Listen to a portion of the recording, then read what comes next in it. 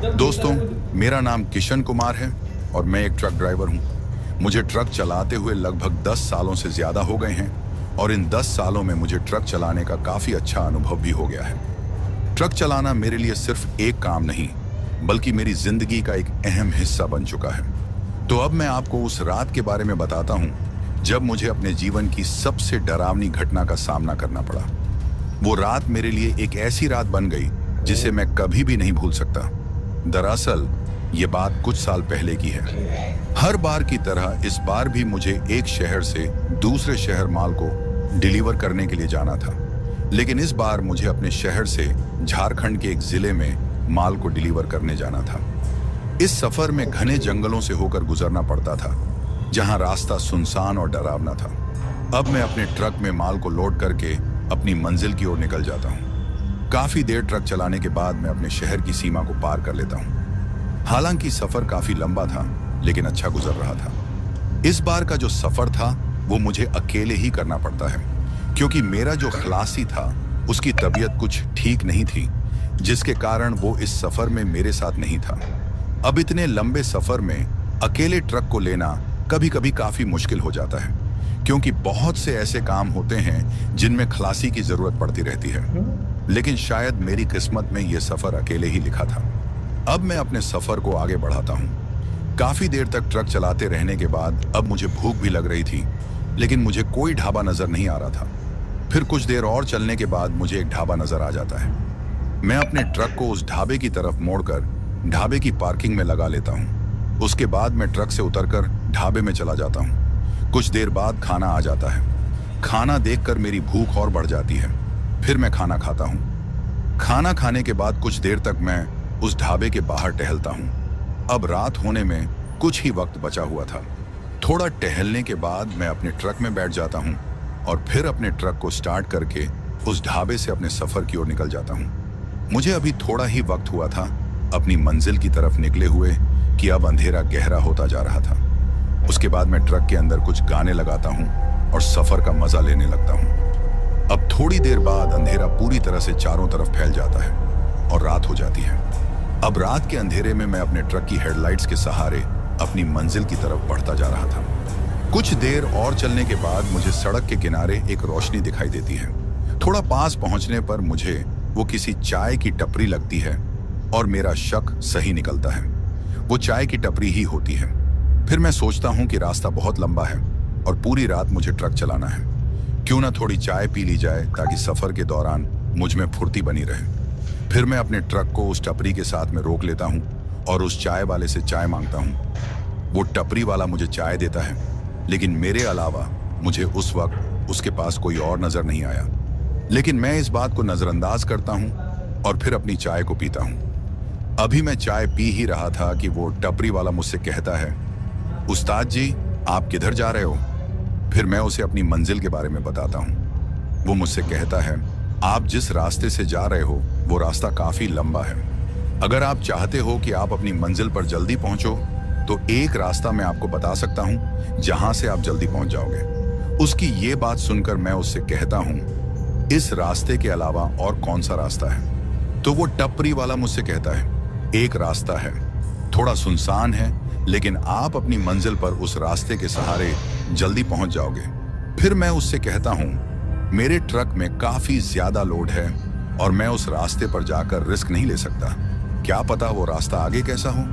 फिर वो टपरी वाला मुझसे कहता है, उस्ताद जी, रास्ता अच्छा है, ज्यादा खराब नहीं है। बीच में थोड़ी कच्ची सड़क आएगी, लेकिन आपका ट्रक आराम से निकल जाएगा। मैंने तो आपकी मदद के लिए उस रास्ते के बारे में आपको बताया ताकि आप जल्दी पहुंच जाओ। आगे आपकी मर्जी, आप चाहें तो इसी रास्ते जाएं जहां आप जा रहे हो। उसके बाद मैं उस टपरी वाले को चाय के पैसे दे देता हूं, लेकिन अब मैं थोड़ा कंफ्यूज हो जाता हूं कि आखिर क्या किया जाए। माल का वक्त पर पहुंचना भी जरूरी है, और क्या शॉर्टकट लेना सही रहेगा? फिर मैं अपने ट्रक में बैठ जाता हूं और काफी देर सोचने के बाद मैं उस चाय वाले को आवाज देकर अपने पास बुलाता हूं। फिर वो चाय वाला मेरे ट्रक की खिड़की के पास आता है और मुझसे कहता है, जी उस्ताद जी, बोलिए। फिर मैं उससे कहता हूँ, भाई साहब, आप जिस शॉर्टकट के बारे में बात कर रहे थे वो कहाँ पर है? तो वो मुझसे कहता है, यहाँ से 3 किलोमीटर की दूरी पर हाईवे के साथ ही एक सिंगल सड़क नजर आएगी। आपको उस सड़क पर चले जाना है और ये वही शॉर्टकट रास्ता है जो आपको आपकी मंजिल पर जल्दी से पहुंचाएगा। उसके बाद मैं उस चाय वाले को शुक्रिया कहता हूं और वहां से निकल जाता हूं। कुछ देर चलने के बाद मुझे हाईवे के साथ में एक सिंगल रोड दिखती है। फिर मैं अपना ट्रक रोकता हूं और सोचता हूं कि शायद यह वही शॉर्टकट है जिसके बारे में उस चाय वाले ने मुझे बताया था। उसके बाद मैं अपने ट्रक को उस शॉर्टकट रास्ते की तरफ मोड़ लेता हूं। लेकिन जैसे ही मैं उस हाईवे की तरफ मुड़ता हूं, मुझे उस रास्ते के किनारे एक बोर्ड नजर आता है जिस पर कुछ लिखा होता है, लेकिन काफी पुराना होने की वजह से उस पर जो लिखा हुआ था वो धुंधला हो गया था, जिसकी वजह से वो पढ़ा नहीं जा रहा था। फिर मैंने उसे नजरअंदाज किया और आगे उस रास्ते की तरफ बढ़ गया। अब मैं उस रास्ते पर अपने ट्रक को लेकर आगे बढ़ रहा था। रास्ता बहुत सुनसान लग रहा था। सड़क के दोनों तरफ काला घना जंगल था और सड़क इतनी तंग थी कि मुश्किल से एक ही गाड़ी निकल सके। जैसे जैसे मैं उस रास्ते पर आगे बढ़ रहा था, रास्ता और भी ज्यादा सुनसान और डरावना होता जा रहा था। उस सड़क पर पूरी तरह से सन्नाटा पसरा हुआ था। सिर्फ मेरे ट्रक के इंजन की आवाज उस जंगल के सन्नाटे को थोड़ी देर के लिए तोड़ने की कोशिश कर रही थी। उस रास्ते पर अंधेरा भी बहुत था। सिर्फ मेरे ट्रक की हेडलाइट्स उस घने अंधेरे को चीरती हुई आगे की ओर बढ़ रही थी। उस रास्ते को देखकर मुझे कुछ ठीक नहीं लग रहा था और मैं सोच रहा था कि कहीं मैंने ये शॉर्टकट रास्ता लेकर कोई गलती तो नहीं कर दी। लेकिन अब मैं चाहकर भी कुछ नहीं कर सकता था। पीछे मुड़ना मुमकिन नहीं था क्योंकि सड़क इतनी तंग थी कि ट्रक को वापस मोड़ना लगभग नामुमकिन था। फिर मैंने सोचा कि अब पछताने से कोई फायदा नहीं, मुझे अब चलते रहना है ताकि मैं किसी तरह से अपने ट्रक को मेन हाईवे की दूसरी तरफ पहुंचा सकूं और जल्दी से अपनी मंजिल पर पहुंच जाऊं। काफी देर तक उस सुनसान सड़क पर ट्रक चलाने के बाद मेरा गुस्सा उस चाय वाले पर बढ़ता जा रहा था जिसने मुझे ये शॉर्टकट लेकर फंसा दिया था। मैं सोच रहा था, क्यों उस चाय वाले की बात मान ली, क्यों शॉर्टकट लेने का लालच किया। इतनी देर चलने के बाद भी मैं उस सुनसान सड़क से बाहर नहीं निकल पा रहा था। सड़क के किनारे न कोई गांव, न कोई बस्ती, सिर्फ घना जंगल। चारों ओर बस अंधेरा और पेड़ों की सरसराहट। अब मुझे अपने ऊपर भी गुस्सा आ रहा था। मुझे उस चाय वाले की बात नहीं माननी चाहिए थी। मैंने खुद को कोसते हुए ट्रक की रफ्तार बढ़ाई, लेकिन सड़क का कोई अंत नहीं दिख रहा था। डर का माहौल और घना होता जा रहा था। ऐसा लग रहा था मानो कोई छुपकर मुझे देख रहा हो। मेरे हाथ स्टीयरिंग पर पसीने से भीगने लगे थे और दिल की धड़कन तेज हो चुकी थी। लेकिन अब मैं पीछे नहीं हट सकता था। मुझे किसी भी हाल में इस सुनसान सड़क को पार करना था। फिर मैं अपने ट्रक को थोड़ा तेज कर लेता हूं और कोशिश करता हूं कि जल्द से जल्द मैं हाईवे पर पहुंच जाऊं। जैसे ही मैंने ट्रक को थोड़ा और आगे बढ़ाया, मेरी नजर सड़क के किनारे खड़े एक बुजुर्ग आदमी पर पड़ती है जो मुझसे लिफ्ट मांग रहा था। उसकी उम्र लगभग 60 से 65 साल के बीच होगी, लेकिन उसकी कद काठी से वो काफी स्वस्थ नजर आ रहा था। वो अपना हाथ उठाकर मुझसे लिफ्ट मांगता है। उसे लिफ्ट मांगते देख मैं सोचता हूँ, इतनी रात को इस सुनसान सड़क पर यह बुजुर्ग आदमी आखिर क्या कर रहा होगा, और क्या इस बुजुर्ग आदमी को लिफ्ट देना ठीक रहेगा? क्योंकि इस सुनसान सड़क पर किसी पर भरोसा करना खतरे से खाली नहीं लग रहा था। उसकी हालत को देखकर ऐसा लग रहा था कि उसे सच में किसी मदद की जरूरत है। फिर मैं सोचने लगा, हो सकता है ये आदमी इसी इलाके का रहने वाला हो और शायद ये मेरी भी मदद कर सके इस रास्ते से बाहर निकलने में। मैंने अपने ट्रक को उसके पास ले जाकर रोका और खिड़की से सिर बाहर निकालकर पूछा, बाबा, आप इतनी रात को यहाँ क्या कर रहे हो? क्या कोई परेशानी हो गई है? बूढ़ा आदमी थकी हुई आवाज में बोला, बेटा, मेरा लड़का शहर में काम करता है। मैं उससे मिलने शहर गया हुआ था। कुछ दिन वहां रुकने के बाद मैं आज वापस आया हूं। अब शहर से वापस लौटते हुए मुझे देर हो गई और इस तरफ की आखिरी बस भी चली गई। शाम के 5 बजे के बाद इस रास्ते पर गाड़ियां कम चलती हैं, इसलिए मुझे कोई और साधन नहीं मिल पाया। अब मजबूरन मुझे पैदल ही निकलना पड़ा। यहीं थोड़ा आगे मेरा गांव है। अगर तुम मुझे वहां तक छोड़ दोगे तो बड़ी मेहरबानी होगी। उसकी बात सुनकर मैं उससे कहता हूं कि इसमें मेहरबानी की क्या बात है, आप बैठ जाइए, मैं आपको आपके गांव तक छोड़ देता हूं। फिर वो बूढ़ा आदमी मेरे ट्रक में चढ़ जाता है और मेरे पास बैठ जाता है। उसके बाद मैंने ट्रक को फिर से चालू किया और वहां से आगे बढ़ने लगा। ट्रक में चढ़ने के बाद वो आदमी पहले तो खामोश रहता है, लेकिन फिर अचानक मुझसे कहता है, बेटा, तुम इतनी रात को कहां जा रहे हो? मैं उस बुजुर्ग आदमी को अपनी मंजिल के बारे में बताता हूँ। फिर वो मुझसे पूछता है, तुम इस रास्ते से क्यों जा रहे हो? मैं उसे जवाब देता हूँ, बाबा, यहाँ पीछे एक चाय की टपरी है और वहाँ जो चाय वाला है उसने मुझे बताया कि ये रास्ता शॉर्टकट है और इधर से जाने पर मैं अपनी मंजिल पर जल्दी पहुँच जाऊँगा। मेरी बात सुनकर वो आदमी कुछ देर खामोश रहता है और फिर मुझसे कहता है, अनजान लोगों की बातों पर कभी भरोसा नहीं करना चाहिए। उस आदमी की ये बात सुनकर मैं उससे कहता हूँ, बाबा, क्या उसने मुझे ये रास्ता गलत बताया है? फिर वो मुझसे कहता है, नहीं बेटा, रास्ता तो ये सही है लेकिन वक्त सही नहीं है। उसकी ये बात सुनकर मुझे और अजीब लगता है, लेकिन मैं इस बात पर ज्यादा ध्यान न देकर उससे कहता हूँ, बाबा, मैं पिछले 2 घंटे से इस रास्ते पर चल रहा हूँ। ये रास्ता खत्म ही नहीं हो रहा। आप तो यहीं के हो, आपको तो पता ही होगा कि अभी मुझे कितना वक्त लगेगा मेन हाईवे तक पहुंचने में।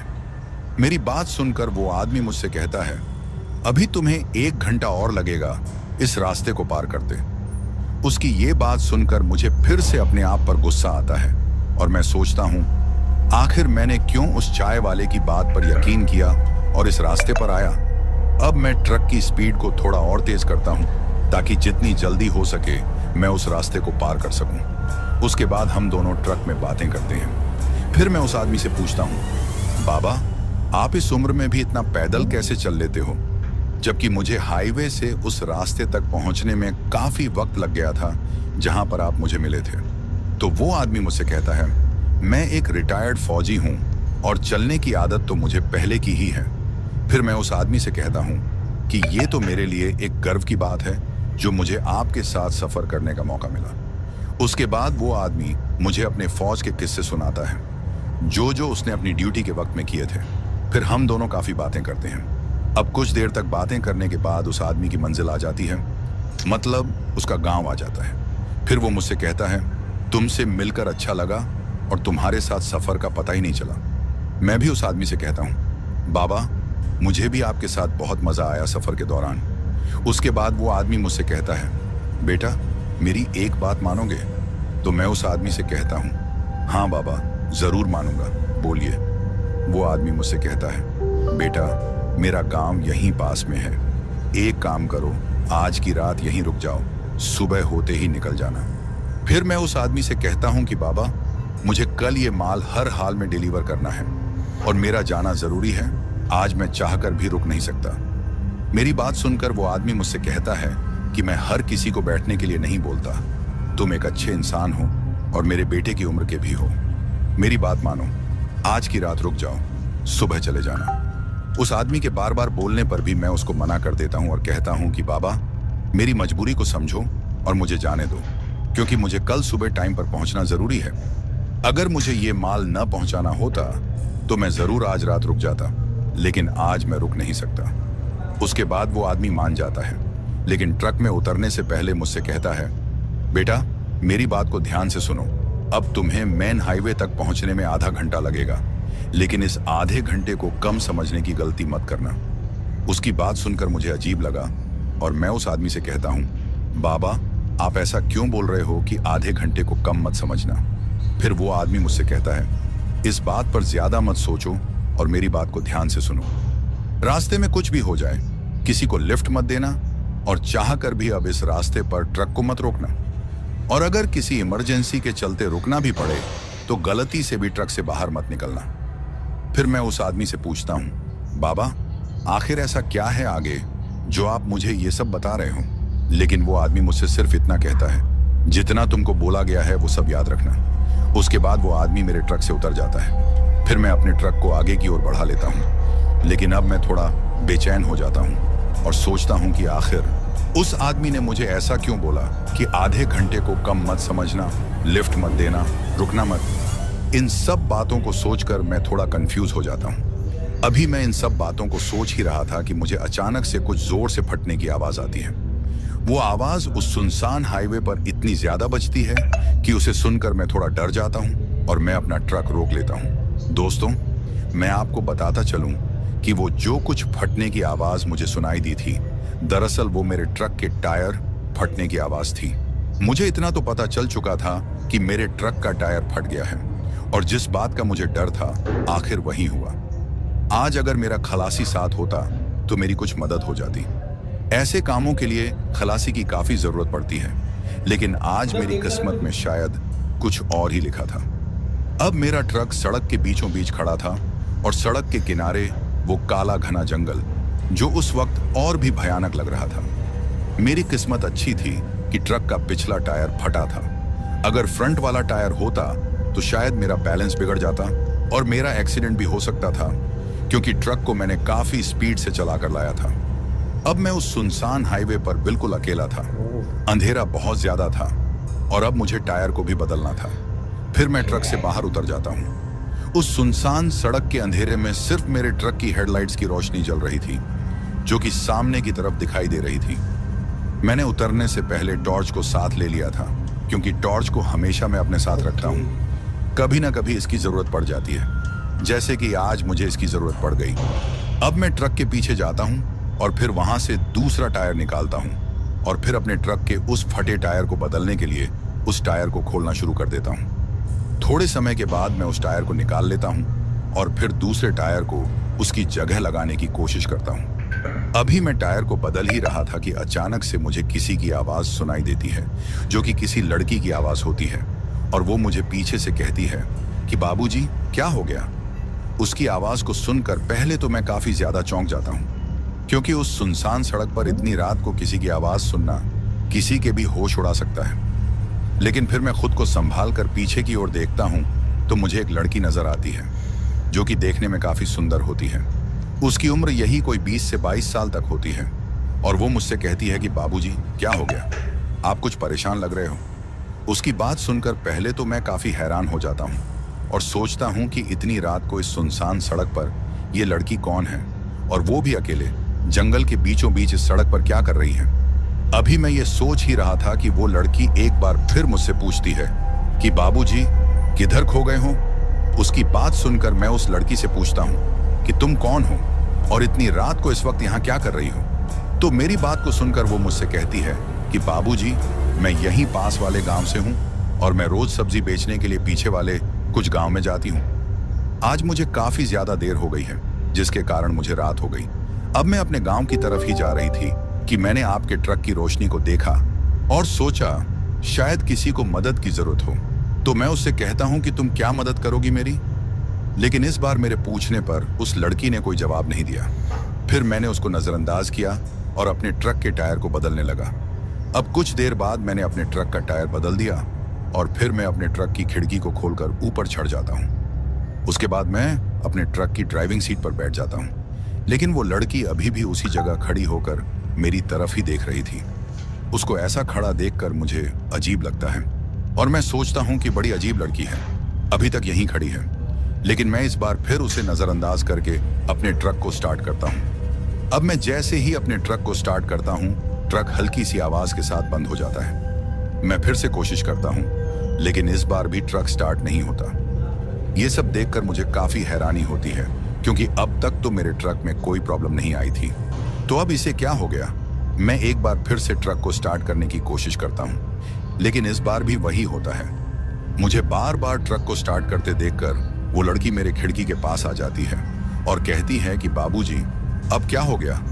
तो मैं उससे कहता हूँ कि पता नहीं क्या हो गया है, ट्रक स्टार्ट ही नहीं हो रहा। तो वो लड़की मुझसे कहती है कि कोई बात नहीं बाबूजी, अगर आपका ट्रक स्टार्ट नहीं हो रहा तो आप आज की रात हमारे घर चल सकते हो।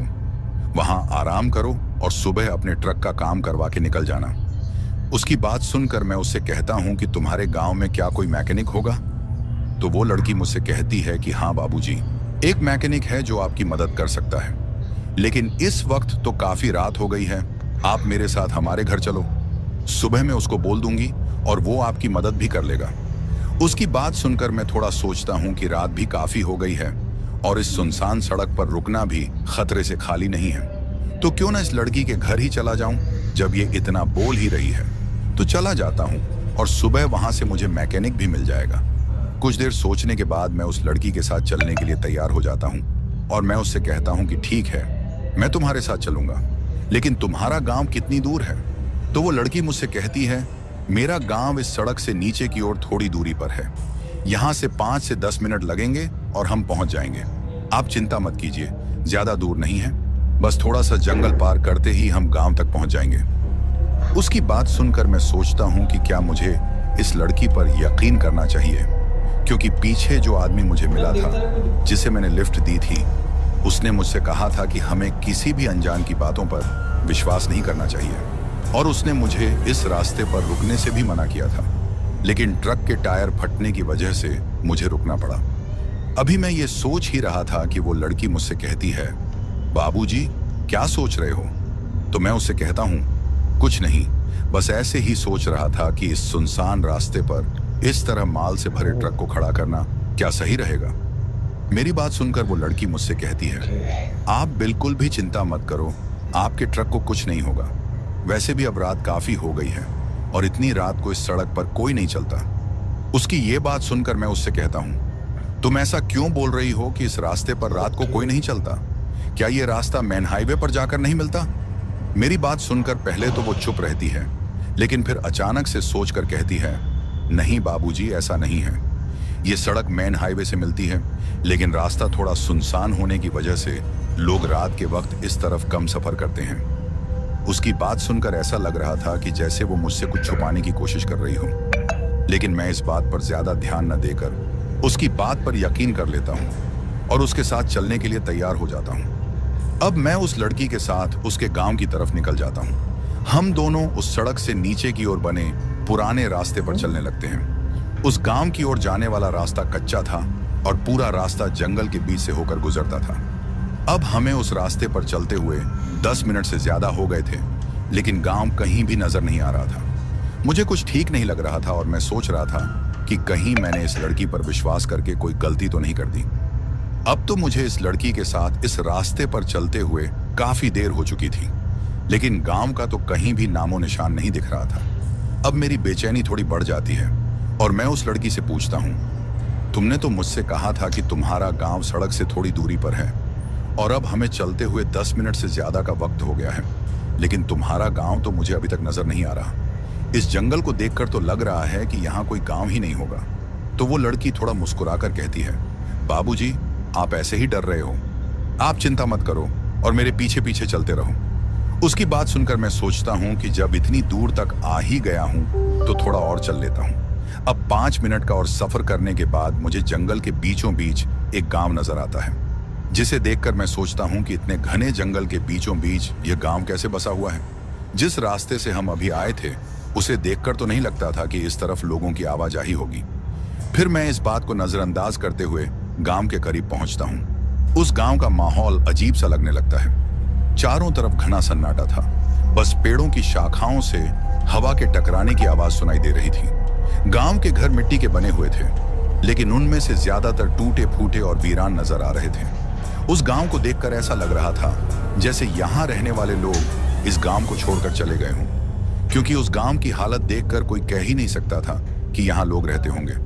ये सब नजारा देखकर मैं उस लड़की से कहता हूँ, यहाँ कोई रहता भी है या ये गांव ऐसे ही सुनसान रहता है?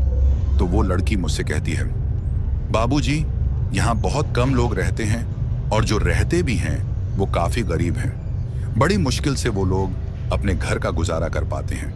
उनके पास इतना पैसा भी नहीं है कि अपने घर की मरम्मत करवा सकें। उसकी बात सुनकर मुझे थोड़ा अजीब लगता है, क्योंकि उस गांव को देखकर तो ऐसा नहीं लग रहा था जैसा वो लड़की मुझसे कह रही थी। लेकिन मैं इस बात को ज्यादा न सोचकर उसके पीछे पीछे चलता रहता हूँ। फिर वो लड़की एक घर के सामने रुक जाती है। वो घर गांव के थोड़ा ऊपर की तरफ था। रुकने के बाद वो मुझसे कहती है, बाबूजी ये मेरा घर है, मैं यहीं रहती हूँ। उसके बाद वो लड़की दरवाजा खोलती है और मुझे अंदर आने के लिए कहती है। फिर मैं उस घर के अंदर चला जाता हूँ। जिस घर के अंदर मैं गया था वो घर भी काफी पुराना दिख रहा था, लेकिन गांव में दूसरे घरों से थोड़ा अच्छा था।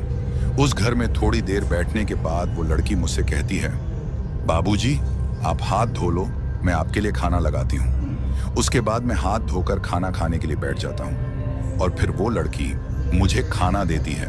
फिर मैं खाना खाता हूँ। अब खाना खाते खाते मैं उस लड़की से पूछता हूँ, क्या तुम इस घर में अकेली रहती हो?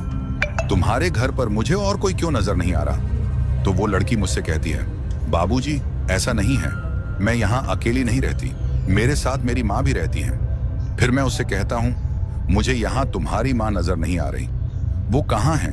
दिखाई क्यों नहीं दे रही?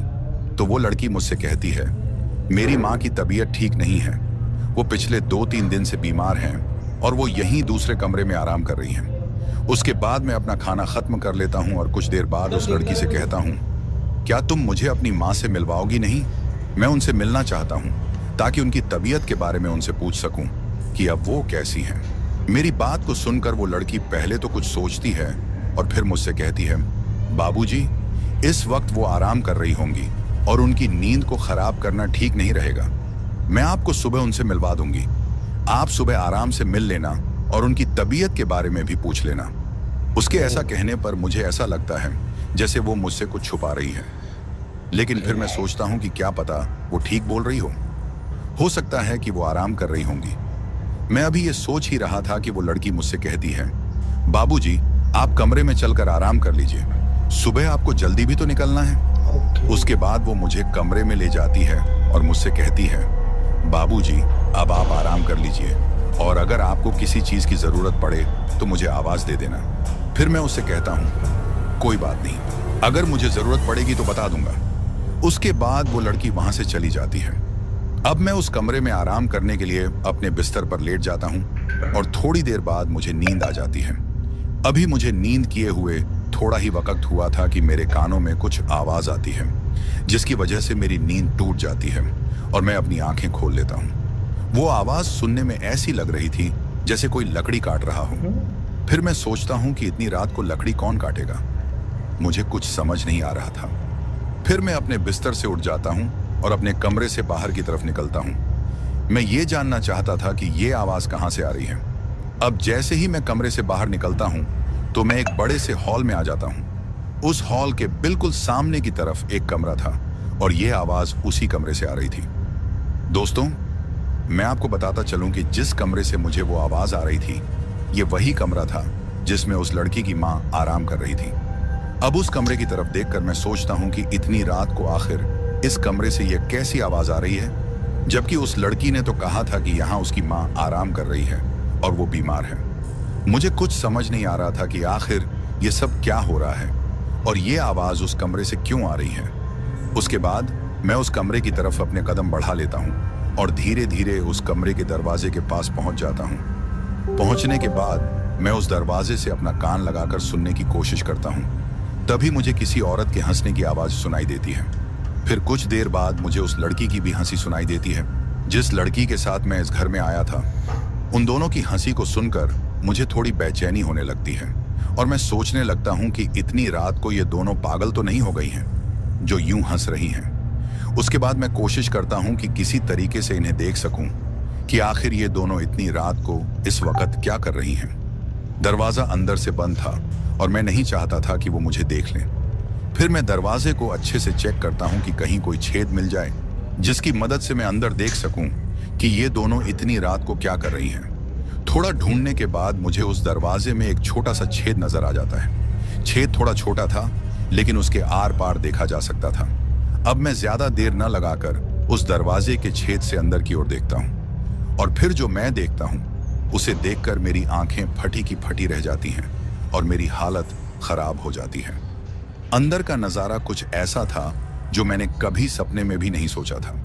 दरअसल जब मैंने उस छेद से अंदर की ओर देखा तो मैं देखता हूं कि एक बूढ़ी औरत जो कि देखने में काफी खूंखार लग रही थी, उसके चेहरे पर काफी ज्यादा झुर्रियां दिखाई दे रही थी।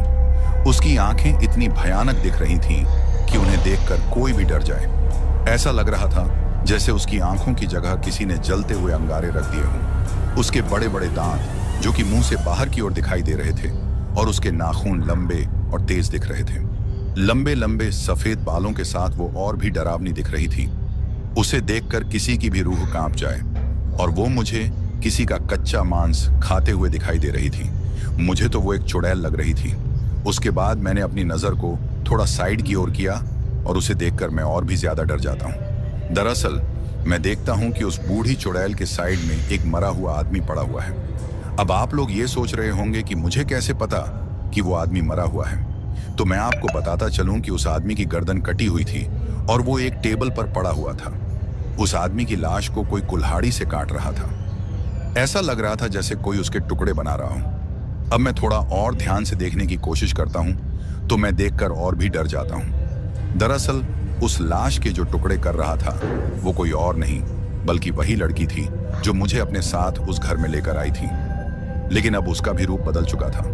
वो भी मुझे एक चुड़ैल की तरह लग रही थी, क्योंकि उसके भी लंबे लंबे दांत और नाखून थे और उसकी आंखें तो उस बूढ़ी चुड़ैल से भी ज्यादा खौफनाक नजर आ रही थी। उसका पूरा शरीर बदल चुका था और वो कुल्हाड़ी के साथ उस लाश को काट रही थी और हंस रही थी। उसके बाद वो लड़की जो चुड़ैल बन चुकी थी उस बूढ़ी से कहती है, माँ तुम फिक्र मत करो, मैंने तुम्हारे लिए एक और शिकार का इंतजाम कर लिया है और कुछ देर बाद मैं उसको भी मारकर तुम्हें खिलाऊंगी। उसकी ये बात सुनकर मेरी हालत और खराब हो जाती है। दरवाजे के बाहर मेरी टांगें कांप जाती हैं और डर के मारे मेरा पूरा शरीर सुन्न हो चुका था, क्योंकि मुझे पता चल चुका था कि जिस शिकार की ये चुड़ैल बात कर रही है वो कोई और नहीं बल्कि मैं ही हूं। उस कमरे के अंदर का ये सब नजारा देखकर मुझे ऐसा लग रहा था जैसे मुझे अभी दिल का दौरा पड़ जाएगा, क्योंकि इतना भयानक नजारा मैंने अपनी पूरी जिंदगी में पहली बार देखा था। उस पूरे कमरे में मुझे पीछे की तरफ काफी इंसानी कंकाल नजर आ रहे थे। अब मैं थोड़ी हिम्मत करके खुद को बचाने की कोशिश करता हूँ और सोचता हूँ कि अभी ये दोनों चुड़ैलें इस लाश को खाने में व्यस्त हैं, तो क्यों ना मैं यहाँ से भाग जाऊं। उसके बाद मैं जितनी जल्दी हो सके वहां से भागने की कोशिश करता हूँ। मैं किसी तरह से दरवाजा खोलने की कोशिश करता हूँ, लेकिन वो खुल ही नहीं रहा था। ऐसा लग रहा था जैसे किसी ने उसे बाहर की तरफ से बंद कर दिया हो। मुझे कुछ भी समझ नहीं आ रहा था कि आखिर मैं अपनी जान को कैसे बचाऊं। डर की वजह से मेरे दिमाग ने काम करना बंद कर दिया था।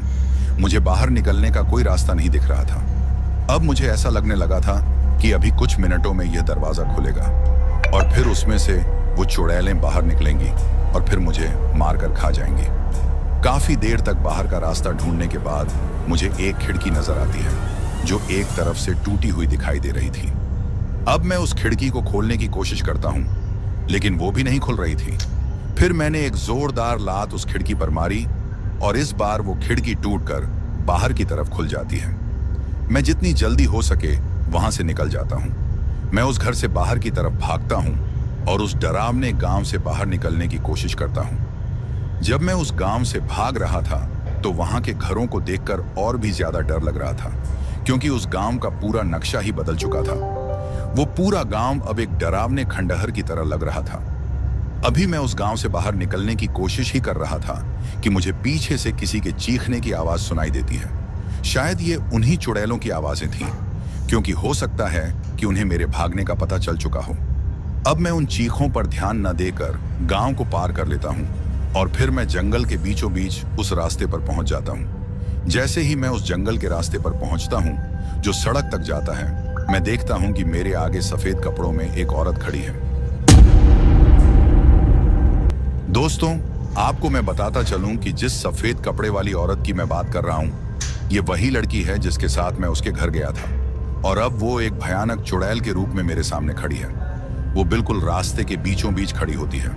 उसे देखकर मेरी हालत अब और भी खराब हो जाती है और मैं उस रास्ते को छोड़कर जंगल की दूसरी तरफ भागता हूँ। अभी मैं भाग ही रहा था कि मुझे एक जोरदार धक्का लगता है और मैं जमीन पर गिर जाता हूँ। ऐसा लग रहा था कि जैसे किसी ने मुझे पीछे से धक्का दिया हो। गिरने के बाद जैसे ही मैं पीछे की ओर पलटता हूँ तो मैं देखता हूँ कि वो चुड़ैल उड़ती हुई मेरे ऊपर आ जाती है। उसे इस तरह से अपने ऊपर बैठा देखकर मुझे अपनी मौत नजर आने लगती है। मैं बस इतना ही सोचता हूँ कि अब मैं बच नहीं सकता। उस वक्त मैं सिर्फ भगवान को याद करता हूँ और कहता हूँ कि काश मैं बच जाऊं। लेकिन उस चुड़ैल को देखकर ऐसा लग रहा था कि वो कुछ ही पल में मुझे जिंदा खा जाएगी। अब वो चुड़ैल मेरी तरफ देखकर अपनी जीभ बाहर करती है और फिर अपने होंठों पर लगे खून को साफ करती है। शायद ये उस आदमी का खून था जिसे उसने उस घर में मार डाला था। अब वो चुड़ैल मेरी तरफ देखकर कहती है, तूने क्या सोचा था, मैं तुझे इतनी आसानी से जाने दूंगी। ऐसा कहकर वो जोर जोर से हंसने लगती है। उसका चेहरा इतना खौफनाक नजर आ रहा था कि अगर कोई भी देखे तो उसी वक्त डर के मारे मर जाए, और शायद अब मेरी भी हालत वही थी। उसके बाद वो चुड़ैल एक जोरदार चीख मारती है और अपने तेज नाखूनों को मेरे कंधों पर दबाती है। उसके ऐसा करते ही मैं जोर से चिल्लाने लग जाता हूँ। क्योंकि उसके तेज नाखून मेरे कंधों में धंस रहे थे और मुझसे वो दर्द बर्दाश्त नहीं हो रहा था। अब वो चुड़ैल अपना मुंह खोलकर मेरी गर्दन की तरफ देखती है। उसे ऐसा करते देख मैं अपनी आंखें बंद कर लेता हूं, क्योंकि मुझे पता चल चुका था कि अब मैं बच नहीं सकता और ये मेरा खून पी जाएगी।